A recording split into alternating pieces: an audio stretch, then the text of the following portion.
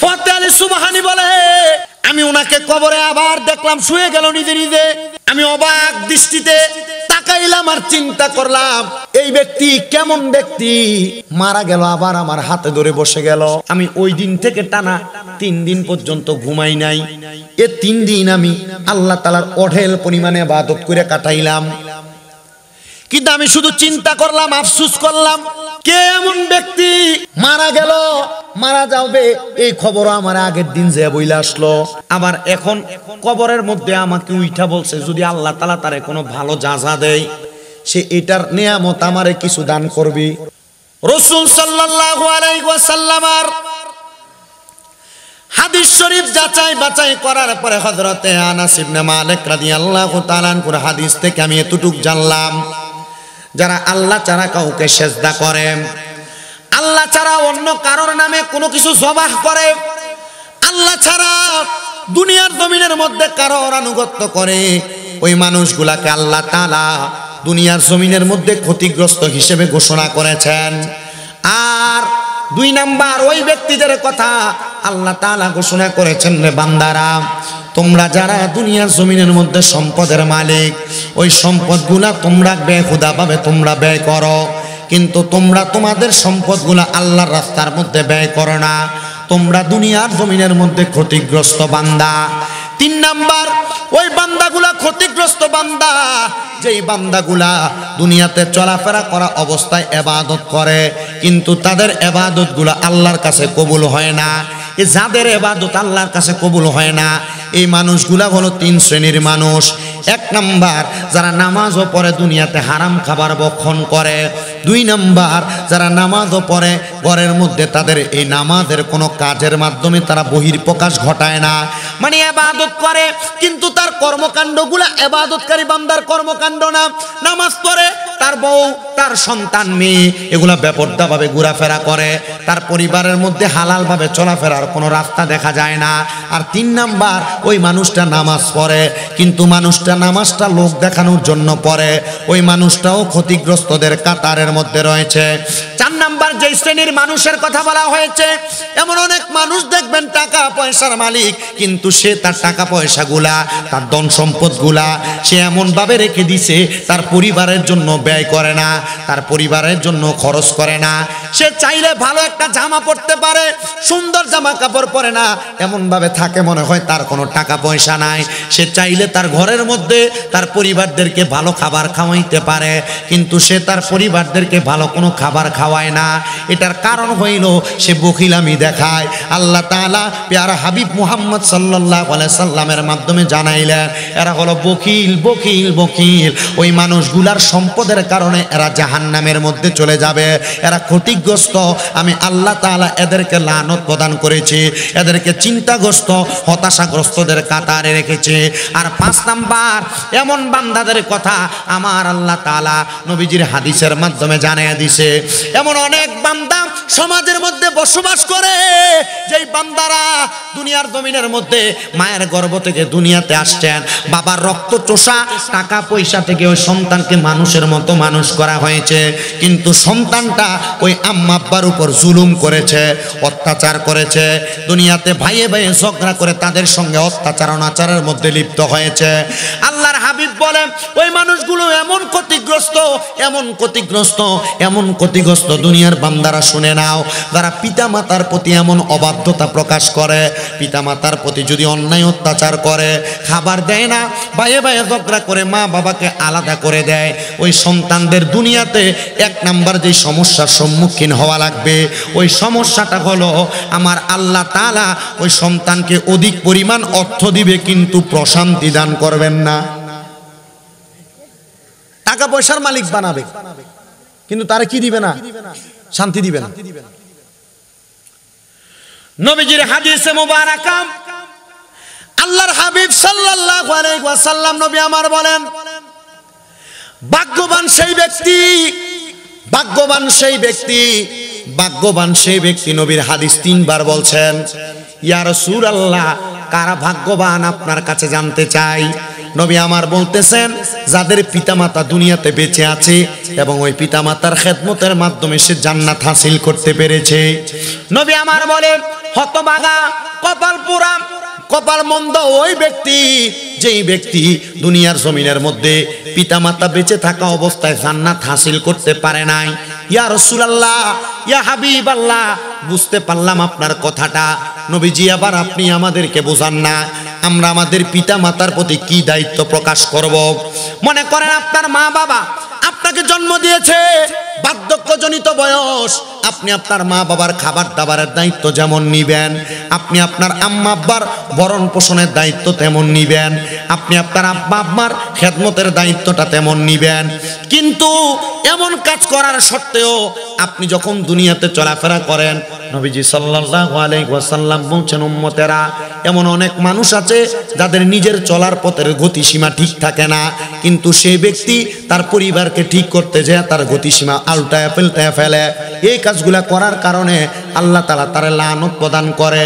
এবার নবীজির প্রখ্যাত হাদিস বিশারদ হযরতে ফতেহ আলী সুবহানী রহমাতুল্লাহ আলাইহি, যিনি ভারতের গুজরাটে বসবাস করতেন, ফতেহ আলী সুবহানী রহমাতুল্লাহ আলাইহি বলেন, জগতের মানুষ তোমরা শুনে নাও, আমি দুনিয়ার জমিনে অনেক মানুষ দেখেছি, কিন্তু এমন ইবাদতকারী কোন বান্দা দুনিয়াতে দেখি নাই যে বান্দা আমার সামনে পড়েছিল, যার নাম হলো হযরতে হাম্মাদ রহমাতুল্লাহ আলাইহি।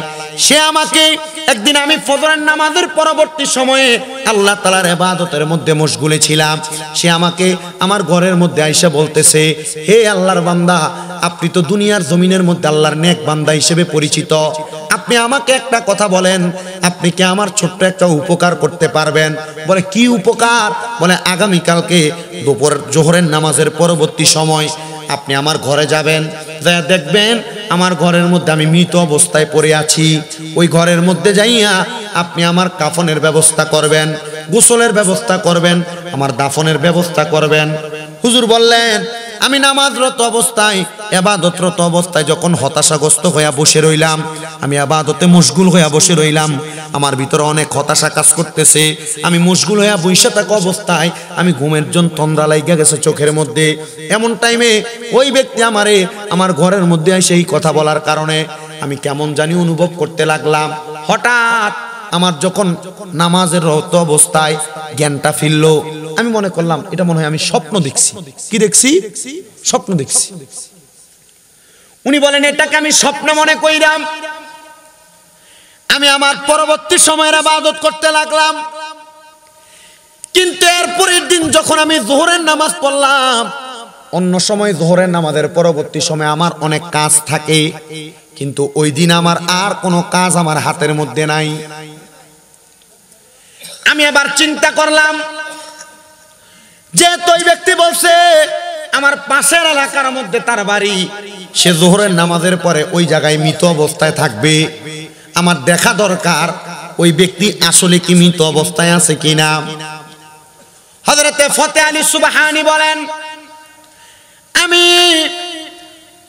যোহরের নামাজ আদায় করে যখন রওনা করলাম সামনের দিকে, পুরা এলাকার প্রত্যেকটা ঘরের দরজার সামনে আমি গেলাম, দরজার সামনে যাই আমি সালাম দিলাম, আসসালামু আলাইকুম ওয়া রাহমাতুল্লাহ। সব ঘর থেকে আমাকে সালামের জবাব দিল, কিন্তু সর্বশেষ আমি যেই ঘরের সামনে যে সালাম দিলাম ওই ঘর থেকে কোনো সালামের জবাব নাই। আমি এবার জবাব না পাইয়া মনে করলাম এই ঘরে মনে হয় কেউ নাই, আমি ঘরের সামনে থেকে চলে আসলাম। এমন টাইমে আমার দিমাগের মধ্যে আসলো, হায়রে ওই বান্দা না বলেছে সে মৃত অবস্থায় থাকবে, ওই বান্দা কেমন আছে কিভাবে আছে আমি একটু দেখা দরকার। এবার বান্দার ঘরের দরজার সামনে যাইয়া দরজার মধ্যে এমন জোরে আঘাত করেছে, আঘাত কইরা বান্দার ঘরের মধ্যে প্রবেশ কইরা দেখে একজন বান্দা সেজদারত অবস্থায় পড়ে আছে। হযরতে ফতেহ আলী সুবহানী বলেন, আমি তার ঘরের মধ্যে যাইয়া তাকে সেজদারত অবস্থায় দেখা মনে করলাম সে যোহরের নামাজ আদায় করতেছে, কিন্তু তার সেজদা এত লম্বা, সে সেজদা থেকে মাথা উঠাচ্ছে না। আমি মনে মনে একটু চিন্তাগ্রস্ত হইয়া তারে ধরলাম, ধরার পরে দেখলাম কাঁইত হইয়া নিচের দিকে পড়ে যাচ্ছে। আমি জিজ্ঞাসা করলাম, এ বান্দা তুমি কেন কোনো কথা বলো না? তখন দেখলাম তার কোনো জবাব নাই। তার নাকের মধ্যে, মুখের মধ্যে, চোখের মধ্যে আমি তোলা দিয়া দেখলাম, আমি বুঝতে পারলাম এই ব্যক্তি দুনিয়ার জমিনের মধ্যে নাই। এই ব্যক্তি আমাকে বলছে মৃত অবস্থায় পড়ে থাকবে, সে তো ইন্তেকাল করেছে। ইন্না লিল্লাহি ওয়া ইন্না ইলাইহি রাজিউন। ইন্তেকাল করা ব্যক্তিটা কবরের মধ্যে দুনিয়ার জমিনে পড়ে আছে।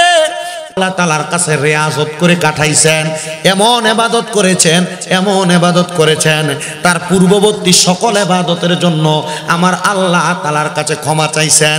বয়স্ক বাবারা, যুবক বন্ধুরা, জীবনে অনেক নামাজ আপনার কাজা হয়েছে, এই কাজা নামাজ আপনি পড়েন কিনা আমি জানি না। আপনার নামাজ অনেক ছেড়েছেন, এই নামাজগুলো আপনি আদায় করেন কিনা আমি জানি না। তবে আমি একটা বুদ্ধি শিখিয়ে দিতে পারি, একটা ইবাদত করলে আপনার কাজা নামাজগুলো আদায় হবে। এই নামাজটার নাম হলো উমরি কাজা নামাজ। হুজুর আছে না উমরি কাজা নামাজ? কত নামাজ আপনারা ছাড়ছেন, এখন নামাজ পড়তেছেন। আগে যে নামাজগুলা ছুটছে ওই নামাজগুলা আপনার কবুল হওয়ানোর জন্য এখন আপনি কি করবেন? ওই নামাজগুলার ঘাটতি কেমনে পূরণ করবেন? ওলামায়ে কেরাম একসাথে একটা সিস্টেম তৈরি করে দিয়েছেন, একটা নিয়ম নির্ধারণ করে দিয়েছেন। কোনো মানুষ যদি মসজিদের মধ্যে প্রবেশ করে, ফজরের নামাজের সুন্নতরা পড়ার আগবর্তী সময় অথবা পরবর্তী সময় 2 রাকাত করে উমরি কাজা নামাজ আদায় করে, তার পূর্বের প্রত্যেক বছরের প্রত্যেক দিনের প্রত্যেক ওয়াক্তের নামাজগুলা আদায় করা হয়ে যাবে। সুবহানাল্লাহ বলেন। এজন্য প্রত্যেক নামাজের সুন্নত নামাজের পরবর্তী সময়ে আপনারা চেষ্টা করবেন 2 রাকাত করে নামাজ আদায় করার জন্য। এই নামাজটা আদায় করলে দেখবেন আপনার পূর্ববর্তী নামাজ যা ছেড়েছেন এই নামাজগুলো আপনার আদায় হয়ে যাবে, এই নামাজগুলার কাজা আদায় হয়ে যাবে। হযরতে ফতে আলী সুবহানী বলেন, সে 21 বছর মানুষের চোখের আড়ালে ছিল, 21 বছর পর্যন্ত চোখের আড়ালে ছিল। সে 21 বছর এই ঘরের মধ্যে লুকিয়ে লুকিয়ে ইবাদত করেছে, তবে তার কোনো খবর আমরা তোমাদের কাছে দিতে পারবো না। শোনো ও জগতের মানুষ, তোমরা শুনে নাও, দুনিয়ার জমিনের মধ্যে চলাফেরা করা অবস্থায় সে তোমাদের সাথে যেভাবে চলুক আর না চলুক, সে যে নামাজ আদায় করেছে, তোমরা মুসলমান হিসেবে উচিত তার নামাজের জানাজার মধ্যে উপস্থিত হওয়া। সবাই একসাথে ওই ব্যক্তির জানাজার নামাজের মধ্যে উপস্থিত হইয়া তার জানাজার নামাজ পড়া তারা যখন দাফন করার জন্য গেলেন, হযরতে ফতে আলী সুবহানী রাহমাতুল্লাহ আলাইহি বলেন, তার কবরের মধ্যে তোমরা কেউ নামা লাগবে না, আমি একা তার কবরের মধ্যে নামবো। কারণ কি? বলে তার কবরে যদি কোনো বেনামাজি নামে, তার কবরে যদি দুনিয়ার জমিনের কোনো নিকৃষ্ট ব্যক্তি নামে, বেআমল ব্যক্তি নামে, হয়তোবা এ আল্লাহর বান্দা এটাকে পছন্দ করবে না। আমার বিশ্বাস, আমি আমার জীবনে গুনাহগুলা করতে আমি চিন্তা করে করছি, আমি আমার জানা মতে আমি কোনো গুনার কাজের দিকে কদম বাড়াই নাই। তবে আমি মানুষ, আমার অনেক অন্যায় থাকতে পারে, ভুল থাকতে পারে, আমি আমার গুনার কথা স্মরণ করলাম, তবু আমি তাকে কবরে নামাইতে চাই। আর 2 জন ব্যক্তি আমার সাথে কবরে নামো, যেন তাকে দইরা কবরে নামানো যায়। তবে ওই 2 জন ব্যক্তি নামবা, যে 2 জন ব্যক্তি কমপক্ষে 40 দিন পর্যন্ত এক ওয়াক্ত নামাজও কাজা করো নাই। এবার 2 জন আল্লাহ তাআলার বান্দা সহ হযরতে ফতে আলী সুবহানী ওই আল্লাহর বান্দারে কবরের মধ্যে নামাইলেন। ওই 2 জন ওঠার পরে কাফনের কাপড়ের বানগুলা ছুটে দিয়া আল্লাহর বান্দা যখন উপরের দিকে উঠে যাবেন, এমন টাইমে ফতে আলী সুবহানী বলেন, ওই হাম্মাদ নামক আল্লাহ পাকের খাস বান্দাটা আমার হাতটার মধ্যে খাপ করে ধরে ফেলছে। উনি মারা গেছিলেন, উনি মারা গেছিলেন না, কিন্তু বলছেন কবরে শোয়াইলাম, মাথা পশ্চিম মুখা করে দিলাম। 2 জন উঠে গেলেন, কিন্তু উনি আমাকে, আমি উঠে যাবো এটা আমি আমার হাতে ধরে ফেলছেন। উনি আমার হাতে ধরে উঠে বসলেন। আত-তাযকিরাতুল আউলিয়া নামক কিতাব আল্লামা ফরিদউদ্দিন আত্তার রহমাতুল্লাহ আলাইহির লিখিত কিতাব, ওই কিতাবের মধ্যে এই ঘটনাটা সুন্দর করে লেখা। উনি কবর থেকে এভাবে উঠে বৈশা আমার কাছে বললেন, হে আল্লাহর বান্দা ফতে আলী সুবহানী, শোনো, আমি ইন্তেকাল করার পরে আল্লাহ তাআলা যদি আমাকে আমার 21 বছরের ইবাদতের জন্য কোনো জাযা প্রদান করে, মানে কবরে যাওয়ার পর আমাকে আল্লাহ তাআলা যদি কোনো নেয়ামত দান করে, কবরে যদি জান্নাত দান করে, আল্লাহ তাআলার অসংখ্য নিয়ামত হুর গিলমান আমারে দান করে, তাহলে আমি তোমার কাছে এই কিছু কিছু দানের, কিছু কিছু রহমতের, কিছু কিছু বরকতের ভাগ আমি তোমাকে দিব। যায় সুবহানি বলে। আমি ওনাকে কবরে আবার দেখলাম শুয়ে গেল নিজে নিজে। আমি অবাক দৃষ্টিতে তাকাইলাম আর চিন্তা করলাম এই ব্যক্তি কেমন ব্যক্তি, মারা গেল আবার আমার হাতে ধরে বসে গেল। আমি ওই দিন থেকে টানা 3 দিন পর্যন্ত ঘুমাই নাই। এ 3 দিন আমি আল্লাহ তাআলার অঢেল পরিমাণে ইবাদত করে কাটাইলাম। কিন্তু আমি শুধু চিন্তা করলাম, আফসোস করলাম, কে এমন ব্যক্তি মারা গেল, মারা যাবে এই খবর আমার আগের দিন যে বইলা আসলো, আবার এখন কবরের মধ্যে আমাকে উইঠা বলছে যদি আল্লাহ তাআলা তারে কোনো ভালো জাযা দেয় সে এটার নিয়ামত আমারে কিছু দান করবে। অনেক নিয়ামত। উনি বলতেছেন আমি 3 দিন পর্যন্ত না ঘুমায়া আল্লাহ তাআলার ইবাদত কইরা আমি 4র্থ দিনের দিন যখন রাত্রবেলা ঘুমানোর চেষ্টা করলাম হচ্ছে না, আমি এবার আল্লাহ তাআলার কাছে একটা নামাজের নিয়ত করলাম যে নামাজের নাম তাহাজ্জুদের নামাজ, ফজরের আগে যেটা পড়ে। এই নামাজের অসংখ্য বরকত। নবীজি বলছেন আমার উম্মতের যদি কষ্ট না হইতো উম্মতের জন্য তাহাজ্জুদের নামাজ আমি ফরজ করে দিতাম। মা বোন যারা পর্দার আড়ালে শুনছেন, সন্তান হয় না, আপনার স্বামীর কামাই দিতে বরকত হয় না, ঘর থেকে রোগ বালা মুসিবত ছাড়ে না, 3 মাস 5 ওয়াক্ত নামাজের সাথে তাহাজ্জুদের নামাজ পড়বেন, আপনার সব সমস্যার সমাধান হবে। অনেকে বিদেশ যাওয়ার চেষ্টা করেন, যাইতে পারেন না, তাহাজ্জুদের নামাজ পড়বেন, 3 মাস ব্যবস্থা হয়ে যাবে। অনেকে অভাবে পড়ে আছেন, টেনশনে পড়ে আছেন, তাহাজ্জুদের নামাজ পড়বেন, সব দূর হয়ে যাবে।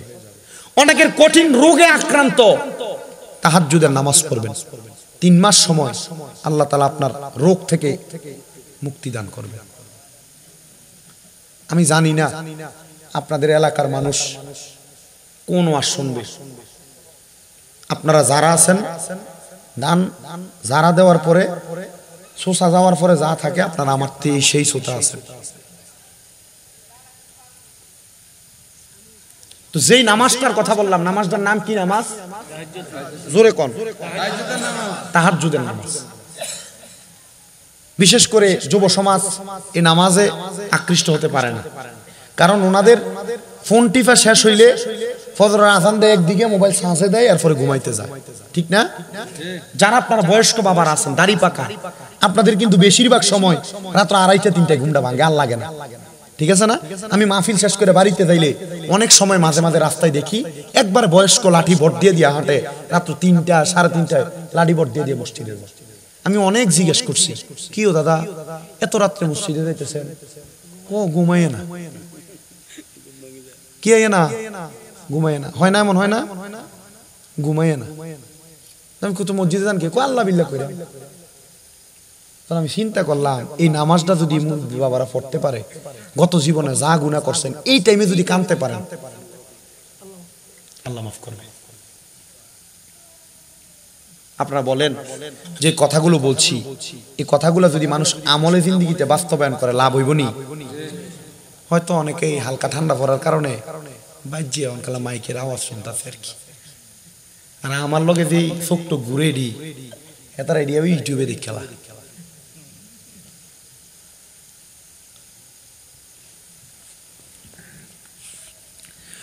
তো যেই কথা আমি বলতেছিলাম, উনি বলেন আমি তাহাজ্জুদের নামাজে দাঁড়াইলাম, 2 রাকাত নামাজ পড়লাম,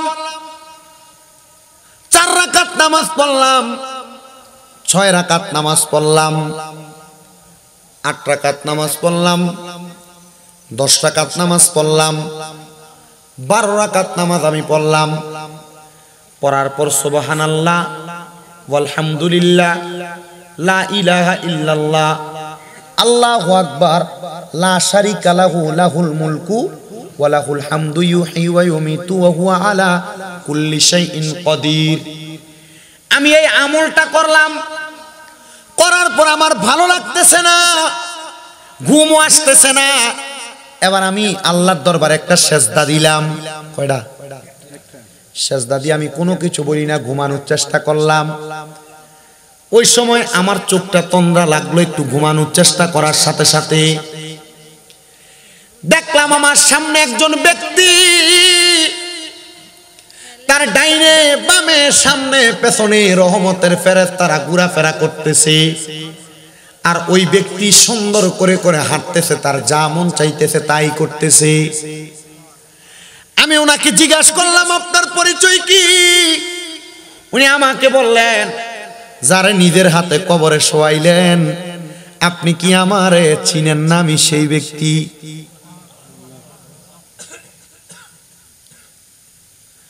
বলে, আপনার কবরের অবস্থা কেমন? উনি বলে, আমার কবরের অবস্থা আল্লাহ তাআলা এত সুন্দর করে দিয়েছে, আমি দুনিয়ার মানুষের কাছে এটা বইলা বোঝাইতে পারবো না।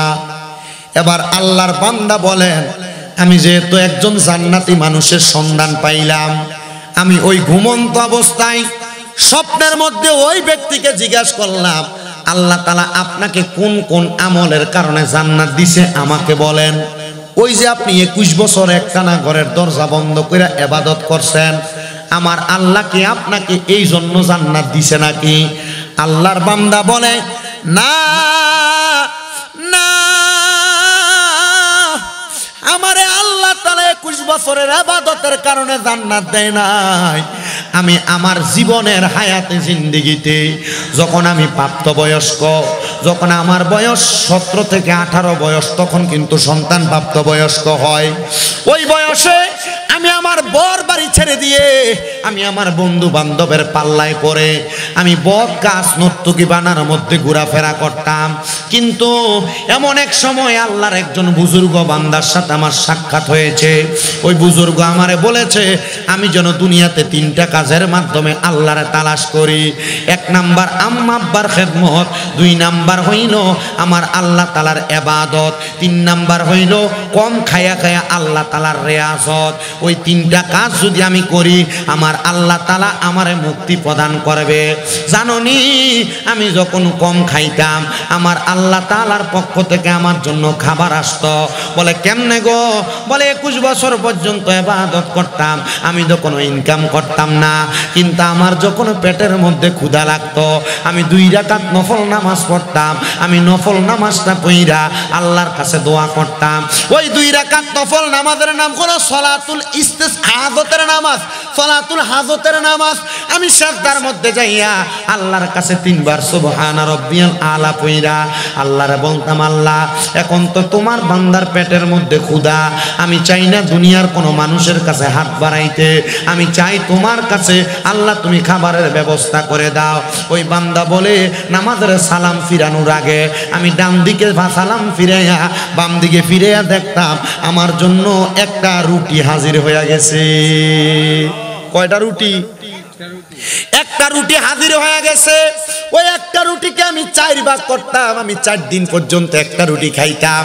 আমি আল্লাহর বান্দা 21 বছর পর্যন্ত ইবাদত করলাম। রিয়াজত ঠিক, ইবাদত ঠিক, কিন্তু আমার এই রিয়াজত এবং ইবাদত হইছে পরে। শোনো রে, আমি বাড়িতে আইসা আমি আমার বৃদ্ধ মা বাবাকে ঘরের মধ্যে পাইছিলাম। আমার আম্মা আব্বার খাসিয়ত ছিল, আমার আম্মা আব্বা 5 ওয়াক্ত নামাজও পড়তেন, কিন্তু আল্লাহ তাআলার কোন অশেষ মেহেরবানি জানি, আল্লাহ তাআলা আমার আম্মা আব্বারে বৃদ্ধ বয়সে আমি সন্তান তাদের কাছে আসার পরে আল্লাহ তাআলা তাদেরকে প্যারালাইজড করে দিছে। অনেক মানুষ আছে না, 1 পা 1 হাত অবশ্যই হয়ে যায় না, প্যারালাইসিস হয়ে যায়, প্যারালাইজড করে দিয়েছে আমার আম্মা আব্বারে। এমন অবস্থায় আমি পাইয়া আমি আমার মা বাবারে শুধু ওযু করে দিতাম, আর আমার আম্মা আব্বা নামাজের ওয়াক্তে নামাজ পড়তো। আমাদের ঘরের মধ্যে 2টা বকরি থাকার কারণে ওই বকরি দ্বারা আমরা আমাদের সমাজের এই দুগ্ধ দহন করে বিক্রি কইরা আমরা আমার পরিবার চালাইতাম। এই অল্প খাবার দিয়ে আমাদের হইয়া যাইতো। আমি আমার আল্লাহর কাছে জিজ্ঞাসিত করেছিলাম, আল্লাহ কেন আপনি আমারে জান্নাত প্রদান করেছেন? আল্লাহ তাআলার পক্ষ থেকে আওয়াজ দেয়, বান্দা জান্নাত প্রদান করা হয়েছে এই কারণে তুমি যে তোমার বৃদ্ধ মা বাবাকে তুমি ওযু করাইয়া দিছো। কি করে দিছে? ওযু করে দেওয়ার কারণে মাত্র জান্নাত। নামাজ পড়ছিল কয় বছর? 21 বছর। ওইটার কারণে আল্লাহ জান্নাত দেয় না, সে বলতেছে। ছোট্ট একটা কাজ, ছোট্ট একটা আমল আপনার জীবন পরিবর্তন করে দিতে পারে। নামাজ বেহেশতের চাবি, সত্য কথা। কিন্তু আল্লাহর নবী কয় তোমার আম্মা আব্বা এদেরকে কষ্ট দিয়া নামাজ, এটা তোমার দুজকের কারণ হবে।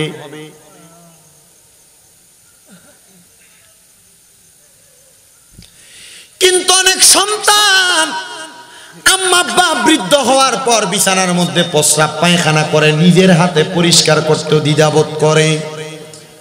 আমি আমার এই উরপুর এলাকার সব সন্তানদের করজোরে আবদার করব, পায়ের মধ্যে হাত দিয়ে বলবো, যা কিছু করেন না কেন, আপনি যত টাকা ইনকাম করেন না কেন, আপনি আপনার পিতা মাতাটাকে খেদমত একটু বাড়ায়া করার চেষ্টা করবেন।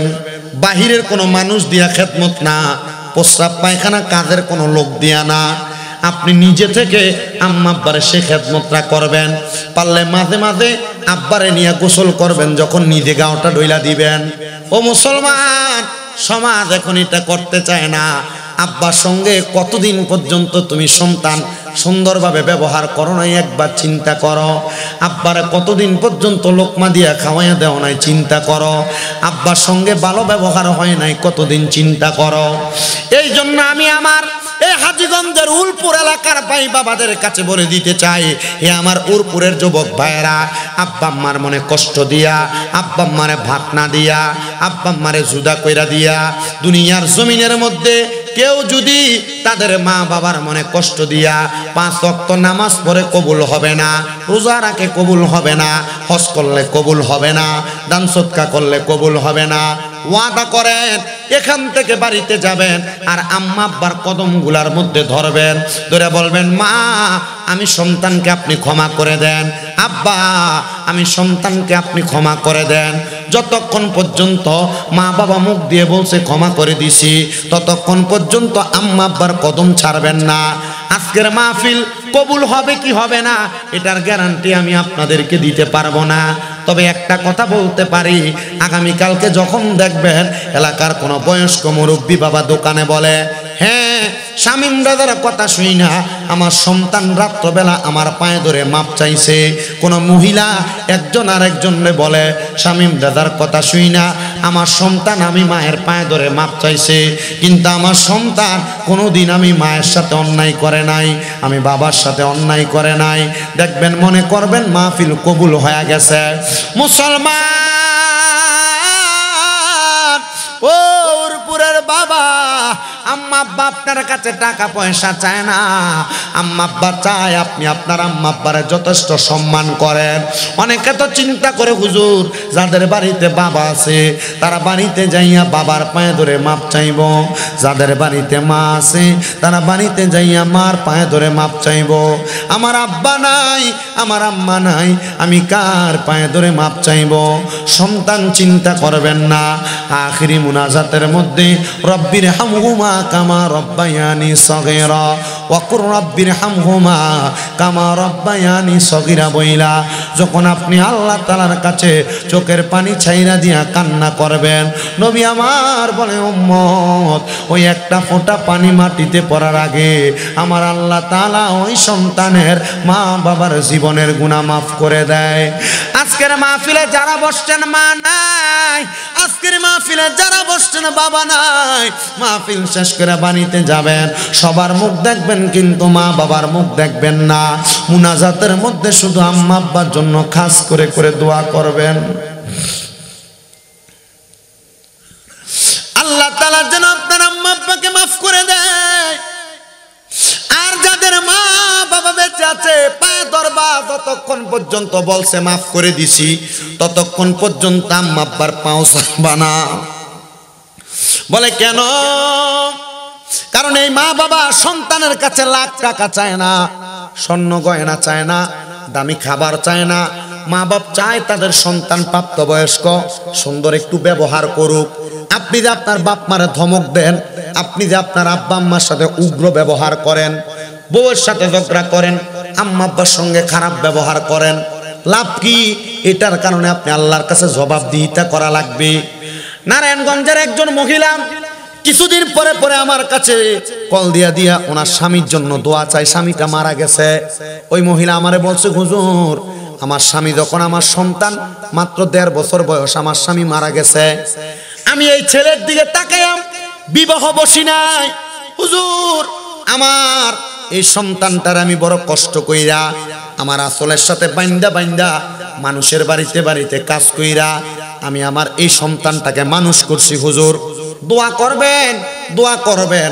কিন্তু এই সন্তানটা বিবাহ করছে অল্প কিছুদিন হয়, গার্মেন্টসে চাকরি করতো। ওই গার্মেন্টসের একটা মাইয়াকে বিয়া করার পরে ওই মাইয়ার প্রেসারের কারণে সন্তান প্রথম কয়েকদিন আমার বাড়িতে ছিল, কিন্তু ওই সন্তান এখন আর আমার বাড়িতে থাকে না। আমি মারে বইলেও যায় নাই, স্ত্রীর কথা শুই না, সন্তান তার বাবার বাড়িতে পাশে একটা বাড়িতে ভাড়া থাকে। হুজুর ওই দিন আমি আমার সন্তানটারে আমি নারায়ণগঞ্জের একটা বাজারের কথা কি যেন বলছে, নামটা ভুলে গেছি। ওই বাজারের মধ্যে আমার ছেলেরে দেখে আমি তারা ডাক দিলাম।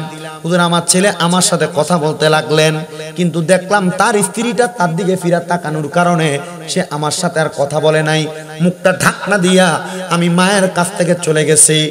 আমি মা ওই ছেলেটার পায়ের মধ্যে জড়ায়া দইরা বলছি, রে আব্বা, আমি মা তুই সন্তানের কামাই খাইতে চাই না, আমি মা তোর ইনকামের 1 টাকাও আমি বক্ষণ করতে চাই না।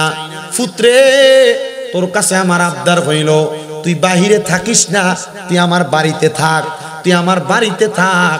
আমি মা যেন সকালে একবার তোর মুখটা দেখি, বিকালে একবার তোর মুখটা দেখি, কারণ আমার কলিজা চিরা ধন তুই, তুই ধন রে আমি না দেখতে আমি মার কলিজাতে শান্তি লাগে না। তোর জন্য না আমি আমার যৌবন বিসর্জন কইরা দিছি। সন্তান আপনার মা আপনার জন্য তার আসলে যৌবন বিসর্জন করছে।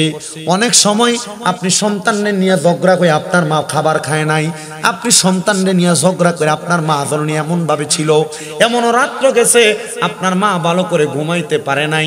আপনি সন্তান মা জননীর কাঁধে লাথি দিছেন, পেটে লাথি দিছেন। আপনার আব্বা সারাদিন পরিশ্রম করে আসতো, আপনি সন্তান আপনার আব্বা জানের কানের কাছে কান্না করতেন, বাবা ঘুমাইতে পারে নাই। কেন আপনি সন্তান ওই আম্মা আব্বারে এই বয়সে আইসা কষ্ট দিবেন? আবদার জানাই, পারলে দেন পাও আপনার সামনে আমার সামনে দিয়া দেন, আমি আমার জিব্বাটা লাগাইয়া আপনি সন্তানের পাও পরিষ্কার করে দিব। তবু আজকের মাহফিল থেকে আমি কি শিখাইতে পারছি জানি না।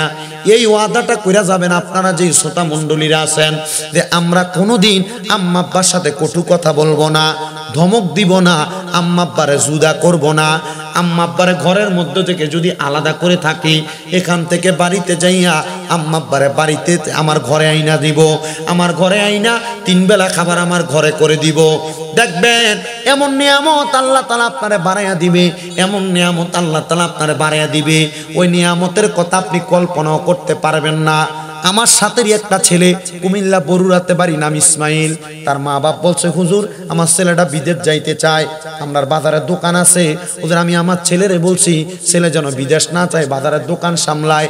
আমি তারে আজকেও বলছি বিদেশ যাওয়ার দরকার নাই, আম্মা আব্বা যেহেতু চাই তুই দেশে থাক, তোর আম্মা আব্বার কথাটা শুই না, বিদেশের টাকা দেখবি তুই দেশে কামাই করতে পারস। কারণ মা বাপ এমন নিয়ামত, আল্লাহর নবী রহমতের নবী কয়, হুমা জান্নাতুকা হুমা নারুকা। শোনো মানুষ, এই মা বাবা তোমার জান্নাত, এই মা বাবা তোমার জাহান্নাম। যদি চাও মা বাপরে দিয়া জান্নাত কামাই করতে পারবা, যদি চাও মা বাপরে দিয়া জাহান্নাম কামাই করতে পারবা। এজন্য আবদার জানাই, ওই মা বাবার প্রতি সম্মান রাইখা আম্মা আব্বারে তাজিম করবেন, আম্মা আব্বার প্রতি ইজ্জত সম্মান করবেন। আর যদি টাকা পয়সা থাকে, আম্মা আব্বারে বড় হজ করাইতে পারেন আর না পারেন, মা বাপ তো আপনার অনেক সম্পদ দিয়া যাবে, মা বাপরে যে বুদ্ধি দিবেন, সম্পদের একটা কোণা দিয়া বেচ্ছা, আব্বা আপনি একটু উমরা হজটা করে আসেন, মক্কা মদিনা দেখে আসেন। সন্তানদের এই কথা বলবো দূরের কথা, চিন্তা করে মা বাপ জমি বেচতে আমরার ভাগের মধ্যে কম পইরা যাইব না, না না। ওই মা বাপ যদি সম্পদের একটা অংশ বেচা মক্কা মদিনা যায় হজ করবার লাইগা, মা বাপ মক্কার গিলাফে ধইরা ধইরা দোয়া করব, মা বাপ মক্কা শরীফের দরজার মধ্যে ধইরা ধইরা দোয়া করব, আব্বা মদিনা শরীফে সালাম দিয়া দিয়া দোয়া করব। আর ওই জায়গায় দোয়া করলে দোয়া কবুল হবে, গ্যারান্টিও আছে। আল্লাহ তাআলা ওই আল্লাহর কাবা ঘর আপনাদের মা বাবারে দেখানোর, আপনারা দেখার তৌফিক দান করুন। আর আপনারা যারা বয়ান শুনছেন এই বয়ানের উপর ভিত্তি করে মা বাবার প্রতি যদি কোনো অবহেলা অবদৃষ্টি কুদৃষ্টি থাইকা থাকে এগুলো উঠাইয়া আম্মা আব্বার সাথে সম্পর্কটা যেন আল্লাহ তাআলা ঠিক গলাগলি এমন মুহাব্বতের সম্পর্ক করে দেয়, পড়েন আমিন। ওয়াখির দাওয়ানা আনিল হামদুলিল্লাহি রাব্বিল আলামিন। সবাই আমার সাথে রাসূলকে দাঁড়ায়া সালাম দেন, ইয়া নবী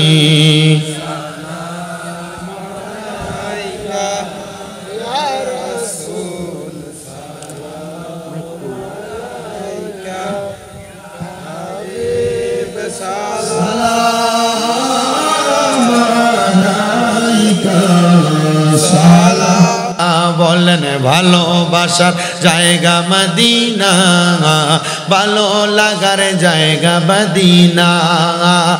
এত সুন্দর জায়গা কোথাও দেখি না, এত সুন্দর জায়গা কোথাও দেখি না। সাজিয়েছেন দয়াল রাব্বানা, ভালো লাগার জায়গা মদিনা। বলেন ভালোবাসার জায়গা মদিনা, ভালো লাগার জায়গা মদিনা। মদিনা শরীফে দয়ার খাজিনা, মদিনা শরীফে দয়ার খাজিনা। আশিক ছাড়া অন্য বুঝে না, ভালোবাসার জায়গা মদিনা। বলেন ভালোবাসার জায়গা মদিনা, ভালো লাগার জায়গা মদিনা।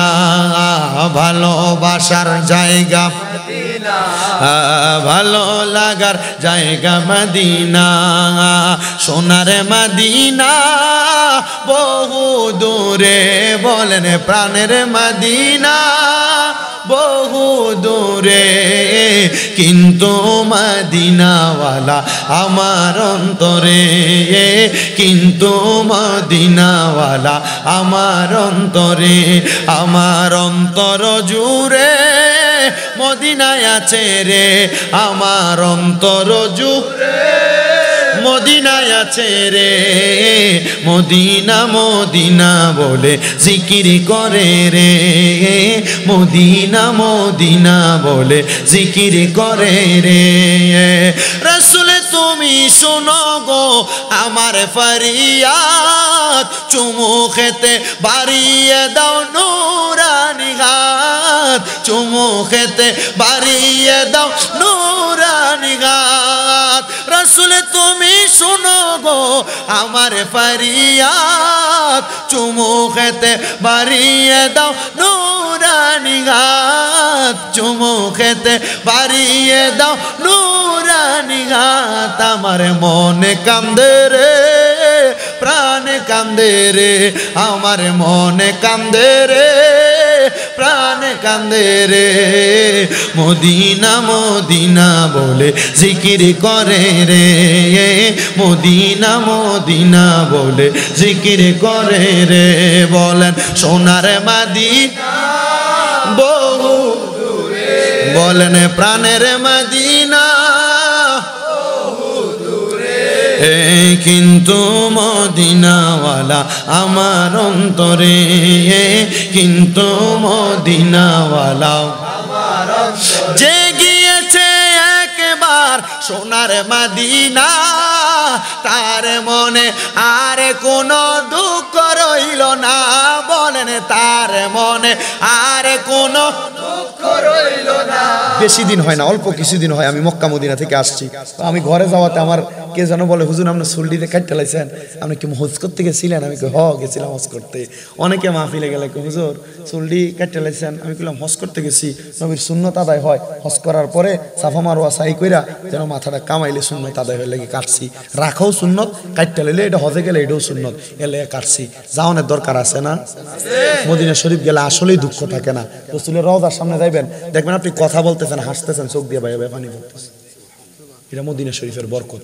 অনেক মানুষ দেখছি, আমি দেখছি পাকিস্তানি অনেক মহিলারা মদিনা শরীফের রওজা মুবারক একবারে বাহিরে এরা দাঁড়ায় দাঁড়ায় পিলার সাথে হেলান দিয়ে দিয়ে কান্দে। আল্লাহ যেন আমাদেরকে একবার মরণের আগে মক্কা মদিনা নসিব করে, আমিন আমিন। কোন যে পড়েন সবাই মোহাব্বত নিয়ে। যে গিয়েছে একবার সোনার মদিনা, তার মনে আর কোনো দুঃখ দুঃখ রইল না তার মনে, আর কোনো দুঃখ রইল না তাহার অন্তর গভীরে, মদিনায় আছে রে তাহার অন্তর গভীরে, মদিনায় আছে রে। মদিনা মদিনা বলে অন্তরে কান্দে রে, মদিনা মদিনা বলে অন্তরে কান্দে রে। সোনারে মদিনা বহু দূরে, বলেন প্রাণের মদিনা রে, কিন্তু মদিনাওয়ালা আমার অন্তরে, কিন্তু মদিনাওয়ালা আমার অন্তরে। আল্লাহ সবাইকে কবুল করেন, পড়েন আমিন। সবাই আমার জন্য দোয়া করবেন, আমি আপনাদের জন্য দোয়া করব। বিশেষ করে মাহফিলে যিনি সৌজন্যে, শাহজালাল সুজন মিয়াজি সাহেব, উনি মাহফিল কমিটির যে ভাইয়েরা, ওনাদেরকে যথেষ্ট পরিমাণ সহযোগিতা করছে। উনি সহ যারা যারা মাহফিলে টাকা পয়সা দিয়ে, শ্রম দিয়ে, বুদ্ধি দিয়ে, পরামর্শ দিয়ে সহযোগিতা করছে, আল্লাহ যেন তাদেরকেও কবুল করে, পড়েন আমিন। আমার মাদ্রাসার বাচ্চাদের জন্য দোয়া করবেন, আপনাদের দোয়ায় কুমিল্লা আমার 6টা মাদ্রাসা চলে, এই মাদ্রাসাগুলোর ছাত্রদের জন্য দোয়া করবেন, আল্লাহ যেন তাদেরকে কোরআন সুন্নাহর সঠিক দ্বীন এবং কোরআনুল কারীমের হিফজটা পরিপূর্ণভাবে সম্পূর্ণ করার তৌফিক দেয়। আল্লাহুম্মা আমিন, আল্লাহুম্মা আমিন। আলহামদুলিল্লাহি রাব্বিল আলামিন, আসসালাতু ওয়াসসালামু আলা রাসূলিহিল কারীম। ربنا ظلمنا أنفسنا وإن لم تغفر لنا وترحمنا لنكونن من الخاسرين।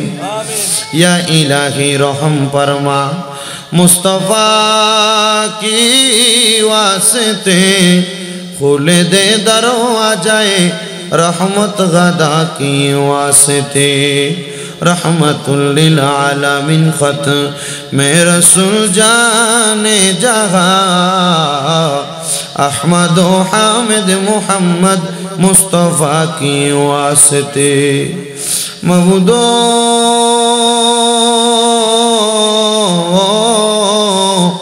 ও দয়াল আল্লাহ, একটু মায়ার নজর কইরা তাকায়া দেখেন গো আল্লাহ, এই চাঁদপুর জেলার অন্তর্গত হাজীগঞ্জ থানাধীন সৈয়দপুর বাজার সংলগ্ন মাজার গেটের দক্ষিণ পাশে হোসাল মোহাম্মদ মিয়াদি বাড়ি সংলগ্ন ওরপুর পশ্চিম দক্ষিণ পাড়া যুব সমাজ মুরব্বী আহলে সুন্নাত ওয়াল জামাতের উদ্যোগে আজিমুশান সুন্নি সম্মেলন ইন্তেজাম কইরা আমার সঙ্গে আলেম ওলামা দাড়ি পাকা বড় বড় মুরব্বী বাবারা, যুবক নজওয়ান ভাইয়েরা, ছোট্ট ছোট্ট মাসুম বাচ্চারা, পর্দার অন্তরালের আমার কত মা বোনেরা হাত বাড়াইছে। আল্লাহ, যার হাতটা তোমার কাছে মায়া লাগে, পছন্দ হয়, ওই হাতের উসিলায় আমরা প্রত্যেকের জীবনের গুনাহ মাফ করে দাও।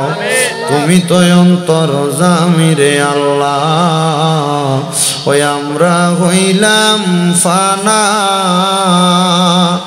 আমরা সুখে কিনা দুঃখে ডাকি গো আল্লাহ, তুমি যাই না কি জানো রে আল্লাহ, করো আল্লাহ জাগালয় তোমার মনে। মাবুদ এই উরপুরের মাহফিলে বৈশা যারা যারা হাত বাড়াইয়া দিছে, জানি না কার জানি জগতের মধ্যে আব্বা নাই, যেই বাবা রিক্সা চালাইয়া মাটি কাইটা মাথার গাম পায়ে ফালাইয়া পরের বাড়িতে বদলা দিয়া সন্তানরে মানুষের মতো মানুষ করার জন্য আব্বা এত কষ্ট কইরা অন্ধকার কবরের বাসিন্দা, এমন আব্বার কবরটারে তুমি আল্লাহ জান্নাতের বাগান বানায়া দাও। দয়াল রে, কে জানি হাত বাড়াইছে, কার জানি জগতের মধ্যে মা নাই। হায় রে মা, যেই মারে মা কুয়া ডাকলে কলিজার আগুন ঠান্ডা হইয়া যায়, যাদের এমন মা অন্ধকার কবরে রে আল্লাহ, এমন আম্মার কবর জান্নাতের বাগান বানায়া দাও। আল্লাহ, কে জানে হাত বাড়াইছে, মাও নাই বাবাও নাই, জনমের এতিম ওই সন্তানের আম্মায় আব্বার কবরে আর আযাবে দিও না মরিয়া গিয়াছেন আল্লাহ আল্লাহ যারার মা বাপ মাফ করিয়া দেন না গো আল্লাহ কবরে রাজাও দয়াল রে আপনি জানেন কার মা নাই কার বাবা নাই মাহফিলের সম্মানিত সভাপতি মোহাম্মদ শাহ আলম মিয়াদি সাহেবের মা বাবা নাই দোয়া চাইছে আম্মা আব্বার কবর নাজাতের ফয়সালা করো বিশেষ করে ওনার মতো যারা যারা মা বাবারা আল্লাহ প্রত্যেকের আম্মা আব্বার কবর নাজাতের ফয়সালা কইরা দাও বিশেষ করে আল্লাহ আজকের মাহফিলের মধ্যে অনেকের দাদা দাদির বংশ নানা নানির বংশ আত্মীয় স্বজন কবরে প্রত্যেকের কবর নাজাতের ফয়সালা করো আল্লাহ যারা বেঁচে আছে গো হায়াতের মধ্যে বরকত দান করো আল্লাহ ফরিয়াদ তোমার দরবারে মাহফিলে যারা টাকা দিয়া পয়সা দিয়া শ্রম দিয়া বুদ্ধি দিয়া পরামর্শ দিয়া মাইক দিয়া লাইট দিয়া প্যান্ডেল দিয়া সম্মানিত শ্রোতা মণ্ডলী উপস্থিত হইয়া বিশেষ করে সোশ্যাল মিডিয়ার বাইরে উপস্থিত হইয়া যারা যারা এই মাহফিলের সহযোগিতা করেছে আল্লাহ প্রত্যেককে তুমি কবুল মঞ্জুর করে নাও আল্লাহ আগামী বছর এই মাহফিলের প্যান্ডেল মাইক সহ মাহফিলের লাইটিং এর খরচগুলা দিয়ে দিবে এই মাহফিলের যুব স্বেচ্ছাসেবক দলের ভাইয়েরা আমার ভাইদেরকে তুমি কবুল আর মঞ্জুর করে নাও অনেক প্রবাসী ভাইয়েরা বিদেশ থেকে দোয়া চাই প্রবাসীদের মনের আশা পূরণ করো প্রবাসীদের কামাই রুজিতে বরকত দাও প্রবাসীদের শরীর স্বাস্থ্য সুস্থ রাখো প্রবাসীদের হায়াতে বরকত দাও কামাই রুজি কইরা আবার দেশের বাড়িতে ফিরার তৌফিক দান করো বিশেষ করে জনাব মোহাম্মদ শাহজালাল সুজন মিয়াজি সাহেব ওনার জন্য দোয়া চা হয় আল্লাহ উনি সহ যারা যারা মাহফিলের মধ্যে 1 টাকা পর্যন্ত দিয়া সহযোগিতা করেছে তাদের প্রত্যেককে তুমি কবুল মঞ্জুর করো আমি গুনাহগার মানুষ কি বয়ান করেছি আল্লাহ আমার পাপী মুখ দিয়া যা বের হয়েছে আমি সব কথাগুলা বলেছি খাতা কুসুর ভুল বিয়াদবি মাফ কইরা হাবিবে কিবরিয়ার উসিলায় তোমার কুদরতের দরবারে কবুল কইরা সবাইকে আমার কথাগুলা মাইনা চলার তৌফিক দান কইরো যত উলামায়ে কেরাম কথা বলেছে আল্লাহ উলামায়ে কেরামদের কথাগুলোর উপরে সবাইকে আমল করার তৌফিক দিও স্টেজের মধ্যে প্যান্ডেলের মধ্যে অনেকে হাত বাড়াইছে পর্দার অন্তরালে আমার অনেক মা বোনেরা দোয়া চাই আমার মা বোনদেরকে তুমি কবুল আর মঞ্জুর করে নাও আল্লাহ মরণ দিবা দুঃখ নাই তবে বেঈমান বানায়া মরণ দিও না মরণের আগে বারবার তাওয়াফে বাইতুল্লাহ জিয়ারতে রওজে রাসূলুল্লাহ নসিব করায়া আখিরি জবানে মধুর কালেমা পড়ায়া দিয়েন লা ইলাহা ইল্লাল্লাহু মুহাম্মাদুর রাসূলুল্লাহ সাল্লাল্লাহু আলাইহি ওয়াসাল্লাম আসসালামু আলাইকুম ওয়া রাহমাতুল্লাহি ওয়া বারাকাতুহু সভাপতি মহোদয়ের পক্ষ থেকে মাহফিল সমাপ্তি ঘোষণা করা হলো দোয়া করবেন আপনারা।